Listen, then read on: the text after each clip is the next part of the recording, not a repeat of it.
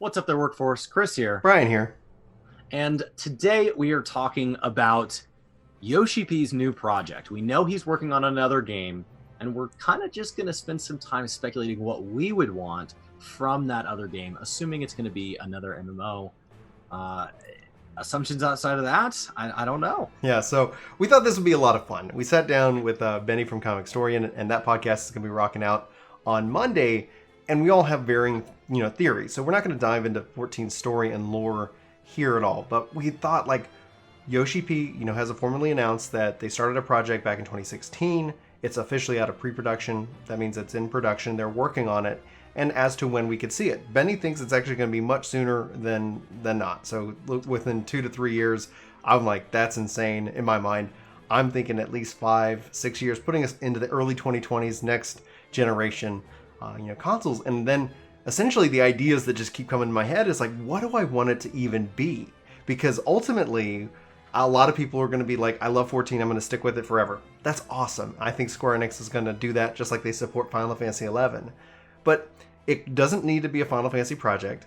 It doesn't need to even be an MMO. And so I thought it'd be fun to sit down with Chris and just kind of spitball, like, what do we want? And so the question that this video is asking you is ultimately, what do you want? Because we know something is going to come, and regardless of what time frame. Drastically different than what we're dreaming of. Yeah.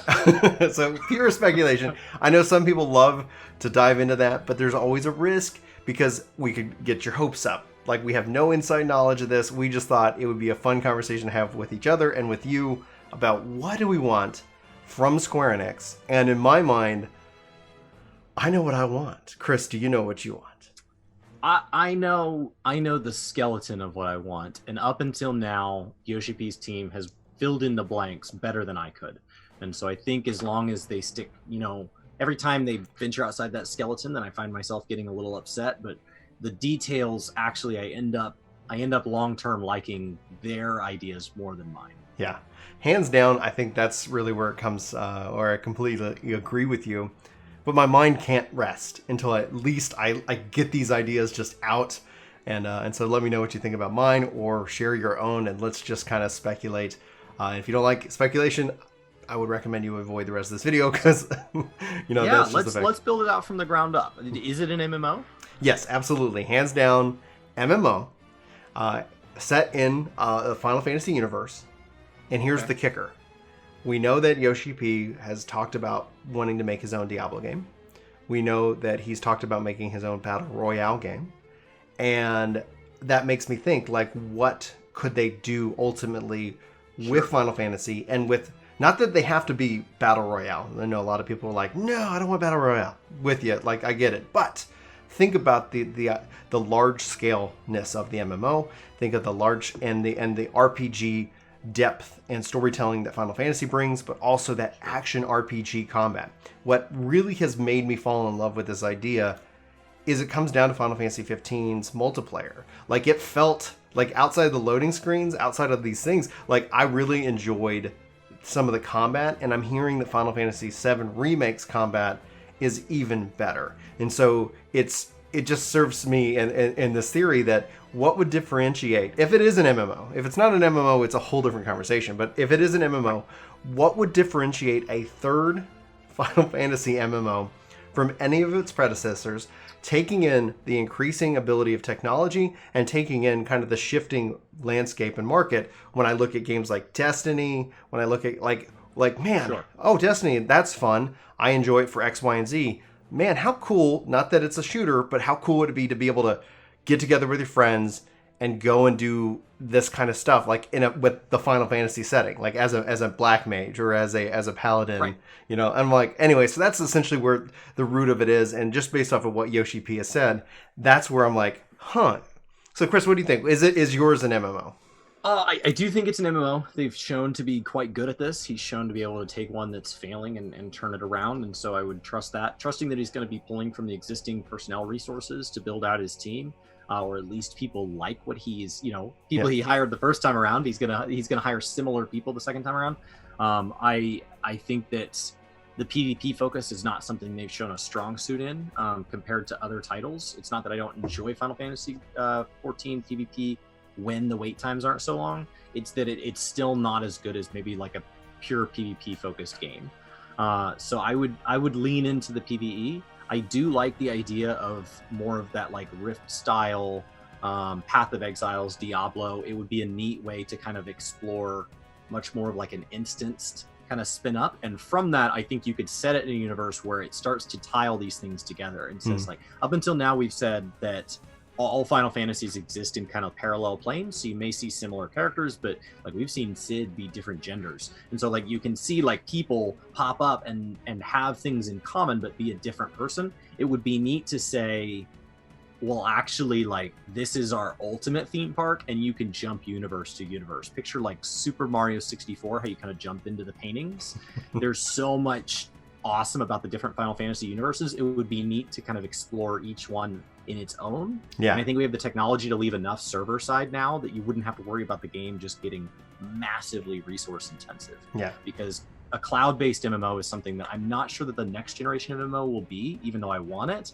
I think that the one after that will be, though. Well, and if they're smart, they're setting up that next generation MMO for that already to take place. And what we mean by that, not to like totally derail, but it's that we are very big believers that cloud gaming can really revolutionize the MMORPG because of its nature. You're already subscribing to it. You're already remoted. Like you already have to have that always on internet connection. And if the client was just a window into it, as long as obviously people's bandwidths improve, like here in the United States, if you're just remoted into it, you could remote into it from any device, and there'll be no worry within the community of hardware limitations, right? You never hear PS5 limitations or you know, PC limitations. The only limitation would be on the developers, and they're willing to invest in, you know, new graphics cards and things like that for the data centers themselves. Right. So the big fear of that is latency. So the big fear of cloud-based is always latency. So that brings us to kind of the next part of this game. What does your combat system look like, right? Because there are certain combat systems in the Final Fantasy universe that don't require latency. Right.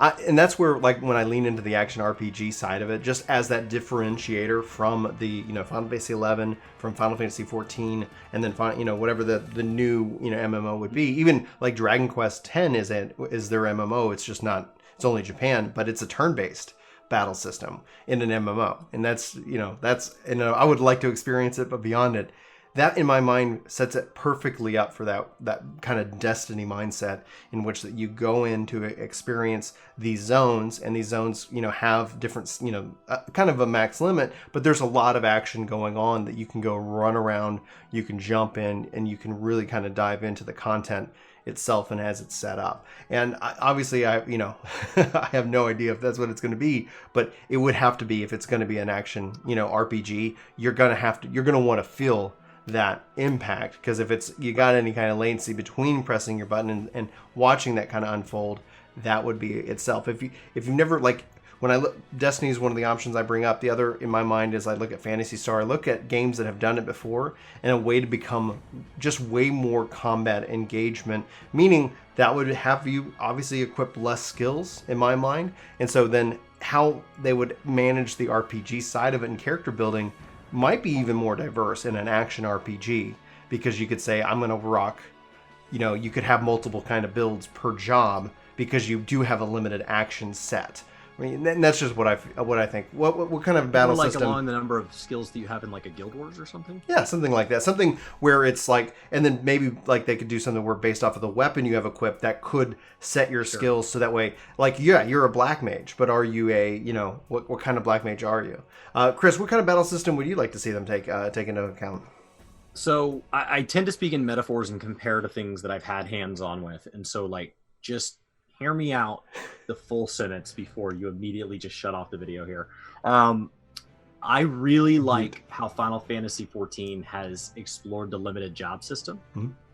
Whether or not you like Blue Mage, whether or not you think that was a good thing in the game, I think there's something neat about taking a job and saying it's going to operate outside of the rules for now, and then if we ever want to integrate it, that way it can kind of iterate on itself and be its own thing, and it can find its own identity before it gets squished into a battle system.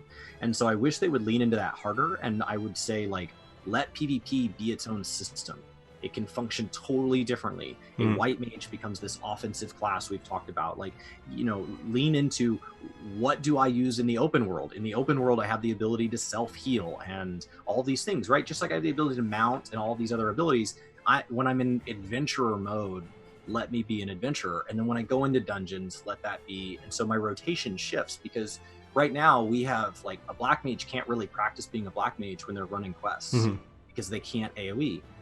But why not? So you either need to give them tanky little pets, like little trust systems that run around with them to teach them to play that way, or you need to shift it so that it's like you're doing your rotation and then you have this defensiveness that lets you kind of be a solo adventurer, and then that goes away.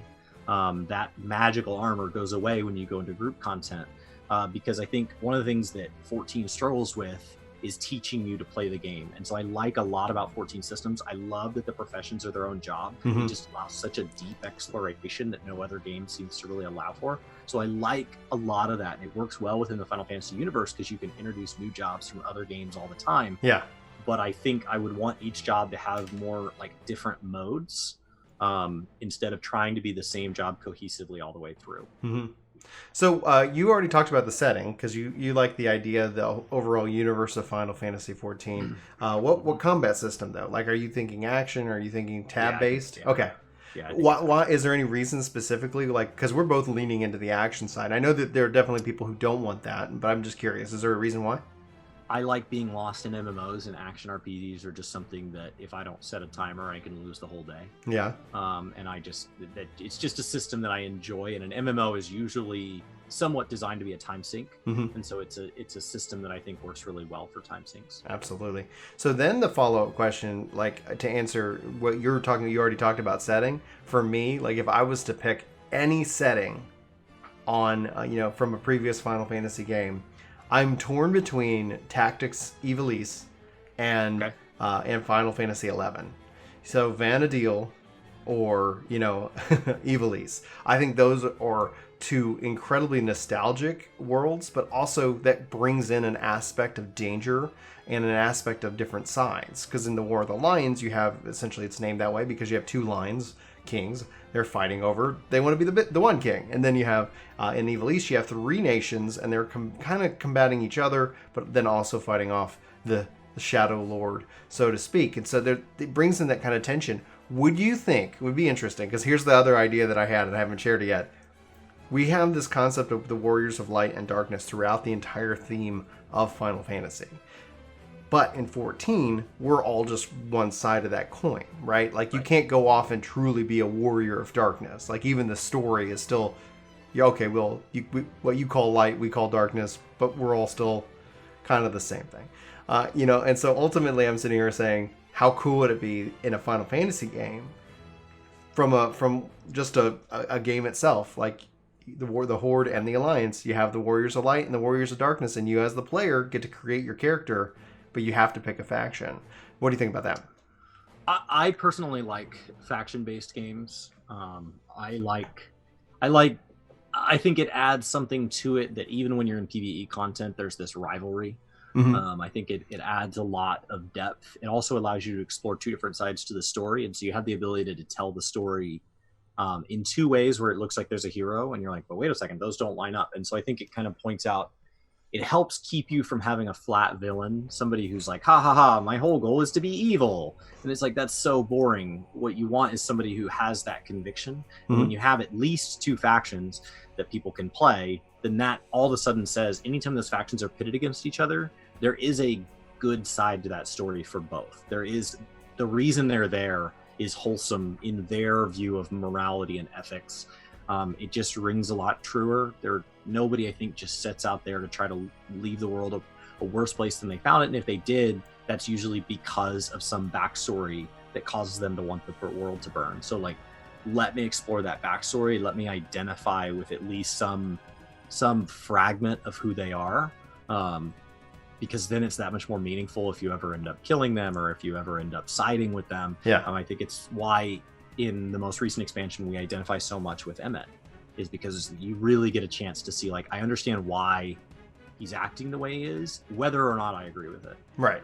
Hands down. So with the faction, though, system in and of itself, like, isn't there also then a risk from a narrative perspective that you have that two sides of the same coin where from like, because one of the things that's really strong about 14 is that narratives, and one of the things that people do appreciate about Final Fantasy. So the question would be, do they put a number on it if it's set into the Final Fantasy universe, or do they just make it its own thing?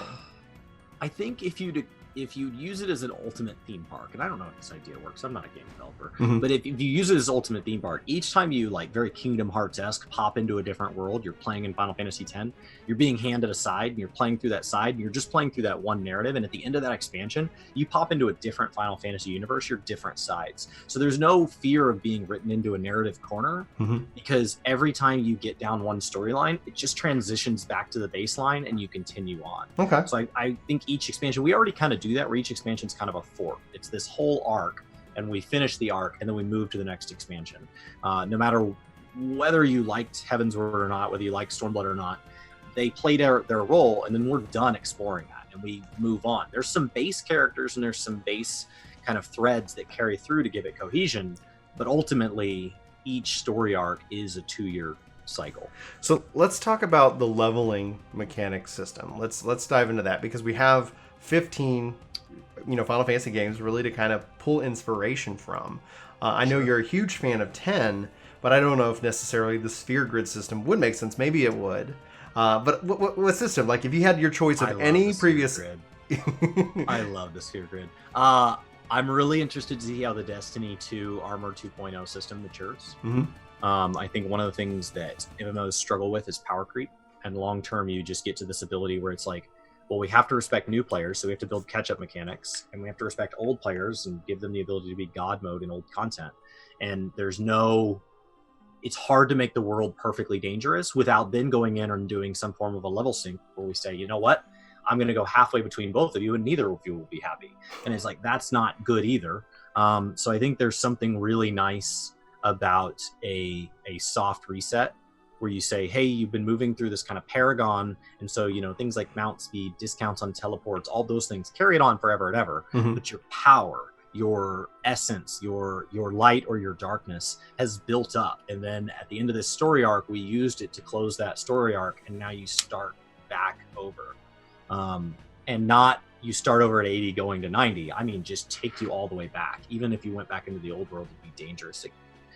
Or you have to be able to scaling mechanics, something like Diablo that allows you to go through different levels of hell. But even that, eventually we get to where we're dealing in that top level. They don't let us rift the open world all the way up into oblivion. So like, how would you deal with that? How would you deal with a leveling system that ages well?